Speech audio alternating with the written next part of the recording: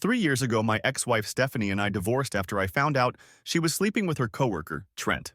The whole thing was a disaster because she fought me tooth and nail for custody of our kids Harold and June. Back then, Harold was 7 and June was 5. She got primary custody and I got every other weekend plus Wednesday nights. Standard stuff that favors the mother. The thing that really got to me was how she painted me as this unreliable father during the custody battle. Her lawyer kept bringing up how I traveled for work sometimes and how I missed a few school events because of my job. Made it sound like I was some absent father when, really, I was busting my rear end to provide for the family. Stephanie never worked during our marriage, so everything fell on me financially. But somehow in court, I became the bad guy who prioritized work over family. After the divorce, Stephanie married Trent within 6 months. Real classy. Trent works at the same company she does now, and they bought this big house in the suburbs. Meanwhile, I moved into a smaller place and had to rebuild everything from scratch. The kids started calling Trent their stepdad pretty quickly, and Stephanie encouraged it. She would make comments about how Trent was more involved in their daily lives than I ever was. Here's what really burned me up, though. During the divorce proceedings, I found out Stephanie had been systematically hiding assets and planning her exit strategy for months before she got caught cheating. She had opened a separate bank account and was funneling money into it. She had been documenting every time I worked late or traveled for business to build her case for primary custody. This wasn't some impulsive affair that destroyed our marriage. This was calculated, but I had to play the long game because the family court system was stacked against me. I focused on building my career and proving I could be a stable presence in my kids' lives. I took a promotion that required less travel. I bought a house in the same school district so the kids wouldn't have to change schools when they stayed with me. I documented every interaction with Stephanie and kept detailed records of when she tried to interfere with my visitation. The custody arrangement was supposed to be reviewed after 2 years, but Stephanie kept filing motions to delay it. She claimed I was behind on child support even though I had never missed a payment. She said the kids were having emotional problems after visiting me and needed stability. Every excuse in the book to keep me from getting more time with Harold and June. What she didn't know was that I had been working with a private investigator for the past year, not to dig up dirt on her personal life, but to document the pattern of interference with my parental rights. Every time she refused to let me take the kids on my scheduled weekends, every time she scheduled activities during my time without consulting me, every text message where she badmouthed me to the kids. So when Harold's 10th birthday rolled around last Saturday, I knew this was going to be my moment. Stephanie had deliberately scheduled his party for my weekend with the kids. When I called to ask about switching weekends, she told me the party was family only and maybe I could take Harold out for dinner the following week instead. Like I was some distant relative instead of his father. I showed up anyway because it was my scheduled time with the kids and the party was at a public park. I brought Harold the remote control helicopter he had been asking for and figured I would at least get to see him blow out his candles. The moment I walked up to the pavilion, Stephanie stood up and announced to everyone there that I wasn't invited. She asked what the hell I was doing there and called me a deadbeat father in front of all the other parents and kids. Trent grabbed the microphone they had set up for announcements and told all the kids that this was why they don't talk to failures like me. Harold looked at me and said his mom told him I wasn't his real dad anymore because Trent adopted him. June hid behind Stephanie when I tried to say hello to her. Stephanie announced that someone should call security to remove me because I wasn't invited for obvious reasons. All the kids at the party started chanting "loser" at me while their parents just watched. 30 kids calling their friend's biological father a loser, while the adults nodded along like this was perfectly normal behavior. That's when I reached into my backpack and pulled out the court documents I'd been carrying around for 3 months waiting for exactly this moment. Stephanie's face went completely white when she saw the official seal on the paperwork. I didn't say anything else. I just handed the documents to Trent since he seemed so interested in being Harold's new father figure. Then I walked back to my car and drove home. The paperwork was a motion for emergency custody modification based on parental alienation and interference with court-ordered visitation. My lawyer had been building the case for months, and we had finally filed it 2 weeks ago. Stephanie was being summoned to court to explain why she had been systematically violating the custody agreement and turning the children against me. But here's the part that really made her panic. The motion included a request for immediate temporary custody pending the hearing because of evidence that she was causing emotional harm to the children by interfering with their relationship with their father. The next morning, Stephanie was parked outside my apartment complex when I left for work. She was crying and begging me to talk to her. She kept saying she would do anything if I would just drop the court case. I ignored her and drove to work, but she followed me there and tried to approach me in the parking lot.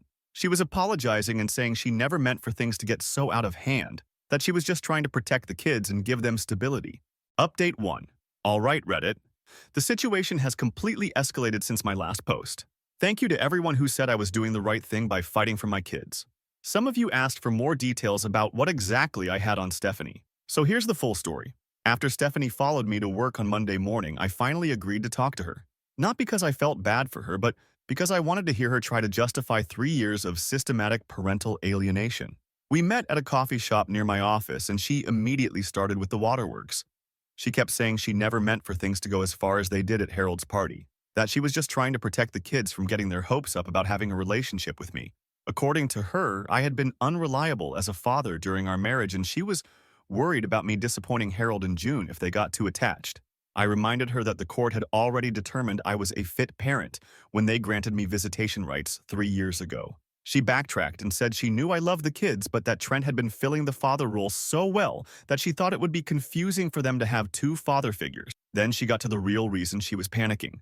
She asked if I knew that interfering with court-ordered custody could result in her losing primary custody altogether. She wanted to know if my lawyer had explained that parental alienation was considered a form of child abuse in our state.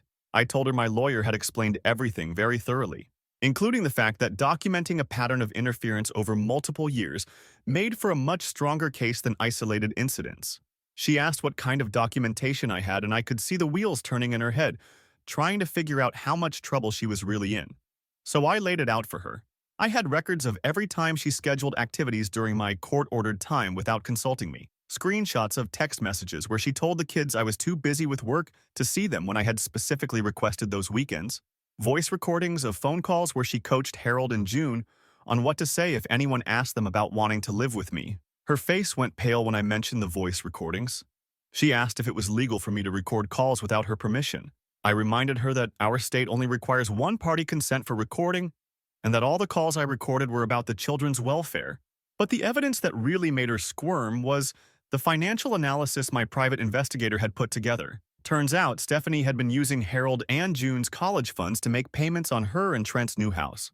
She had been appointed as trustee of the accounts when we divorced and had been systematically draining them over the past 2 years. She tried to explain that she was just borrowing against the funds and planned to pay them back before the kids needed the money for college. But the paper trail showed she had been using the money for luxury purchases like their vacation to Hawaii last summer and the pool they installed in their backyard.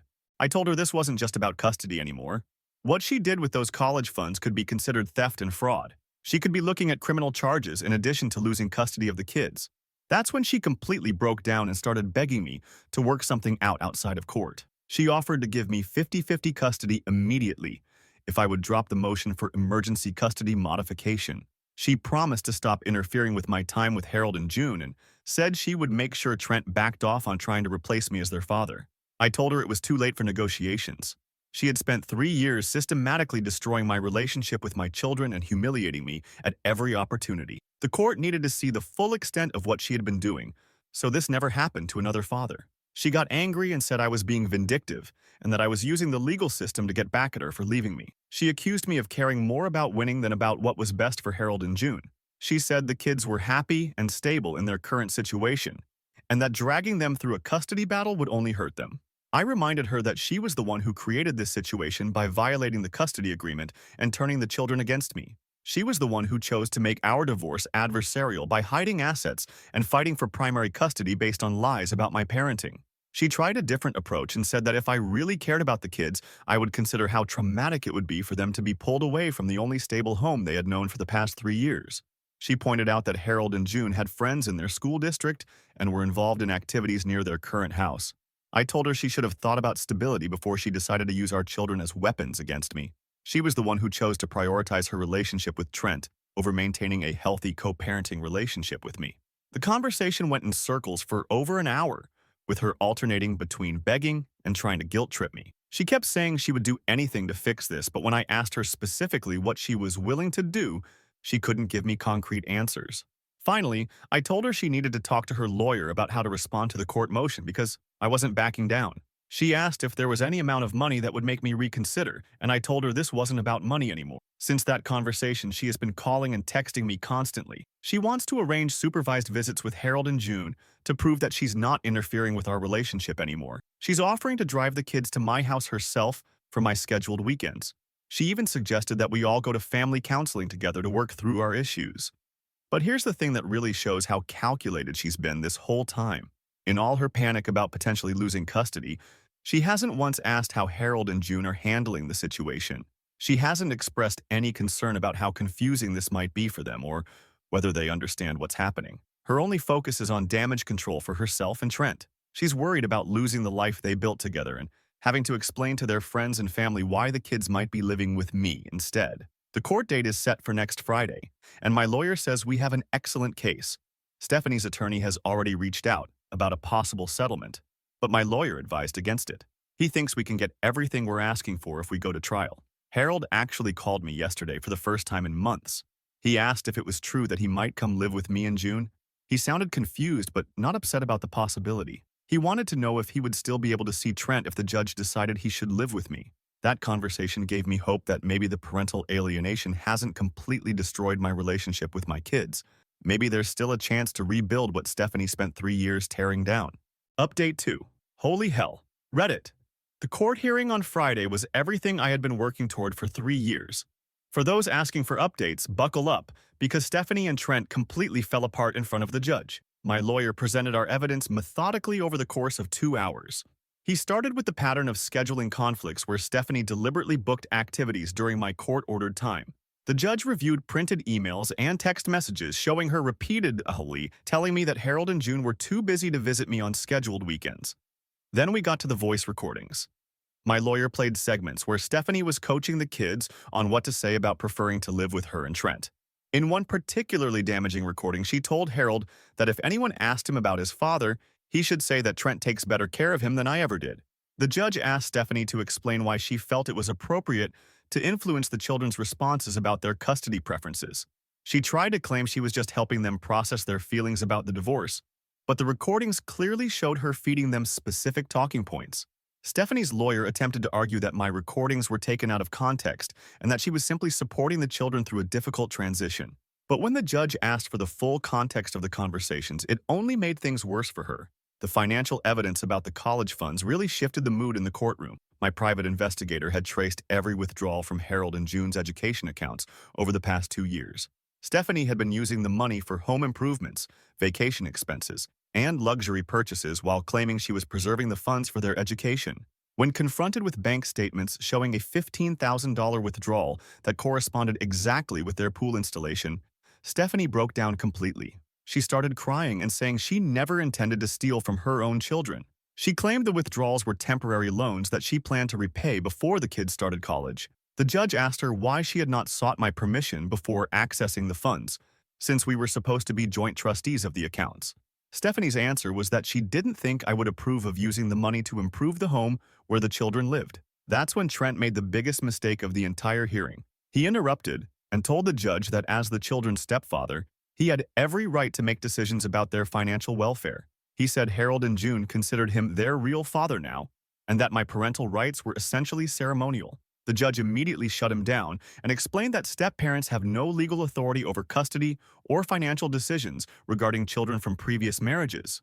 She asked Trent to clarify whether he believed he had more parental rights than the biological father. Trent doubled down and said that being present in the children's daily lives made him more qualified to make decisions about their welfare than someone who only saw them every other weekend. He actually told the judge that Harold and June needed consistency and that my involvement was disruptive to the stable family environment he and Stephanie had created. My lawyer didn't even need to respond to that.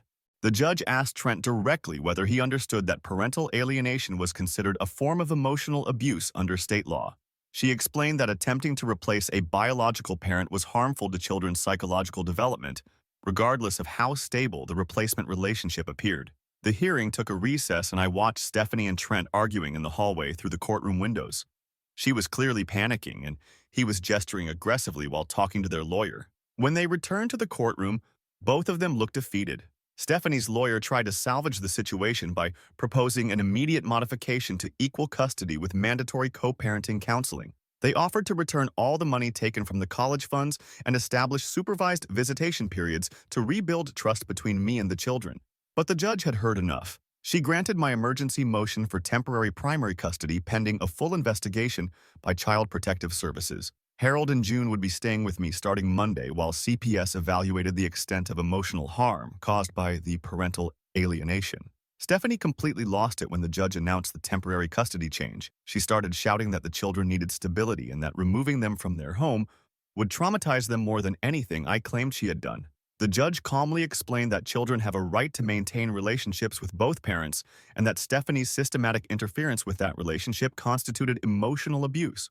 She ordered immediate return of all college fund money and restricted Stephanie's contact with Harold and June to supervised visits twice per week. But here's the part that really showed how this was all about control for Stephanie and Trent. When we left the courthouse, they followed me to the parking garage and confronted me about how I was destroying the children's lives out of spite. Trent accused me of using the legal system to get revenge on Stephanie for leaving me. He said Harold and June would never forgive me for ripping them away from the only stable home they had known. He actually threatened to fight the custody change through every possible appeal. Stephanie was crying and begging me to reconsider taking the kids away from her. She kept saying she was sorry for everything and that she would never interfere with my time again if I would just let them stay in their current home. I told them both that they had created this situation by choosing to treat me like a stranger instead of the children's father. Stephanie had spent 3 years systematically destroying my relationship with Harold and June because she wanted to play happy family with Trent. Trent got aggressive and said I was going to traumatize the children by forcing them to live in an unfamiliar environment just to satisfy my ego. He claimed Harold and June would rebel against me and that I would end up doing more damage to them than Stephanie ever did. I reminded him that the judge had already determined that the emotional abuse was happening in their house, not mine. The children's welfare was the court's primary concern, and 3 years of documented parental alienation outweighed any temporary disruption from changing their living situation. Stephanie asked if there was any way we could work out a compromise where the kids could stay with her, but I got more visitation time. She promised to follow the custody agreement exactly and said she would make sure Trent stopped trying to replace me as their father. I told her that ship had sailed when she decided to humiliate me at Harold's birthday party. She had made it clear that she viewed me as an obstacle to the family life she wanted with Trent. Now she would have to live with the consequences of that decision. The conversation ended with Trent saying this wasn't over and that they would find a way to prove I was an unfit parent. Stephanie was still crying and asking me to think about what was best for the children. Harold and June are moving in with me this weekend, and I've already enrolled them in the school district near my house. Harold seems excited about having his own room again, and June is warming up to the idea of living somewhere new. The really satisfying part is watching Stephanie realize that all her scheming to cut me out of the children's lives has completely backfired. She's gone from having primary custody to supervised visits in the span of one court hearing. But I know this is far from over. Stephanie and Trent aren't going to accept this decision quietly, and I'm prepared for them to make this as difficult as possible. Final update, Reddit. You all wanted to know how this played out, and I have to say the last 2 weeks have been absolutely perfect. The revenge I spent 3 years planning has exceeded every expectation I had. Harold and June have been living with me for 2 weeks now, and the difference in their behavior is incredible. Harold admitted that he was afraid to show excitement about spending time with me because Stephanie would get upset and make comments about him choosing sides. June told me she missed me but didn't know how to say it without making Trent angry. The kids are opening up about how controlled their lives were at Stephanie's house. Every conversation was monitored, and any positive comments about me were discouraged. They weren't allowed to display photos of me in their rooms or mention things we did together during my visitation weekends. But here's where my long-term planning really paid off. Remember how I said I had been building a case for 3 years? Well, the parental alienation was just the tip of the iceberg. My private investigator had been documenting everything about Stephanie and Trent's finances. The college fund theft was bad enough, but it turns out they had been living way beyond their means trying to maintain their perfect family image. Their mortgage was 3 months behind, and they had racked up massive credit card debt paying for the lifestyle they were flaunting. When Stephanie lost primary custody, she also lost the child support payments I had been making for 3 years. That was $1,800 per month that was keeping them afloat financially. Without that income and with the court order to repay the college funds immediately, they are facing foreclosure on their house. Stephanie came to my house last Wednesday during her supervised visitation with the kids. She was completely desperate and begging me to consider a payment plan for the college fund money instead of demanding immediate repayment. She kept saying that losing their house would traumatize Harold and June more than anything else that had happened. I reminded her that she should have thought about financial stability before she decided to steal from her own children. The court had given her 30 days to return the money, and it wasn't my problem that she couldn't afford to do it. She tried to guilt-trip me by saying the kids would blame me for destroying the only stable home they had ever known. She wanted to know if I was satisfied with ruining their lives just to get back at her for the divorce. I told her this had nothing to do with our marriage and everything to do with her systematic campaign to destroy my relationship with Harold and June. She chose to use our children as weapons against me, and now she was facing the consequences of that decision. Trent showed up while we were talking and immediately started attacking me for being vindictive and cruel. He said I was punishing the children to satisfy my own need for revenge. He accused me of manipulating the legal system because I couldn't handle being rejected. I pointed out that he had tried to replace me as Harold and June's father from day one of his relationship with Stephanie. He had encouraged the parental alienation because it served his fantasy of having a perfect nuclear family. Now he was discovering that step-parents have no legal rights when the biological parent fights back. The conversation escalated when Trent demanded to know why I couldn't just be satisfied with getting increased custody. Why did I have to destroy their financial stability and force them out of their home? He claimed I was being cruel to Stephanie and the children out of pure spite. I explained that for 3 years they had worked together to humiliate me and marginalize my role in my children's lives. They had made me feel like an outsider at every school event and family gathering. They had coached Harold and June to see me as less important than Trent in their lives. The birthday party incident was just the final public humiliation in a long campaign to erase me as a father. When Stephanie encouraged 30 children to chant "loser" at me, she crossed a line that couldn't be uncrossed. Stephanie started crying and saying she never meant for things to go that far. She claimed the birthday party got out of hand and that she regretted how it happened. She wanted to know what it would take for me to forgive her and move forward for the sake of the children. I told her that forgiveness wasn't on the table. She had spent 3 years systematically destroying my relationship with Harold and June while building a life with Trent based on my exclusion. Now she was experiencing what it felt like to lose everything she had worked to build. Trent got angry and said I was using the children to punish Stephanie for leaving me. He accused me of caring more about revenge than about Harold and June's well-being. He said the kids would never forgive me for forcing them to watch their mother lose her home. I reminded him that he had no standing to speak about the children's well-being. He wasn't their father and had no legal relationship to them despite 3 years of trying to replace me. The court had made it clear that his role in their lives was completely dependent on Stephanie's cooperation. The really satisfying part was watching them realize that all their planning to cut me out had completely backfired. Not only did I have primary custody now, but they were facing financial ruin because they had built their lifestyle around child support payments they were no longer receiving. Stephanie asked if I would consider allowing them to keep the house if she agreed to give up all parental rights and let me have full custody. She was willing to walk away from Harold and June completely if it meant avoiding foreclosure. I told her that ship had sailed when she decided to publicly humiliate me at my son's birthday party. She had made her choice when she prioritized her relationship with Trent over maintaining a healthy co-parenting relationship with me. The best part is that everyone in their social circle now knows exactly why they lost custody and are facing foreclosure. The same parents who watched their children chant "loser" at me are now talking about how Stephanie was stealing from her own kids' college funds. Harold's friends from school have been asking him why he moved, and he's been telling them the truth about how his mother was trying to keep him away from his real father. The narrative that Stephanie and Trent spent 3 years building about their perfect blended family has completely collapsed. Stephanie's supervised visits have been awkward because Harold and June are no longer afraid to talk about wanting to spend time with me. They're not walking on eggshells trying to avoid saying anything that might upset her or Trent. The final court hearing for permanent custody is scheduled for next month, but my lawyer says it's basically a formality at this point. CPS has recommended that I maintain primary custody and that Stephanie's visitation remains supervised until she completes parenting classes focused on co-parenting cooperation.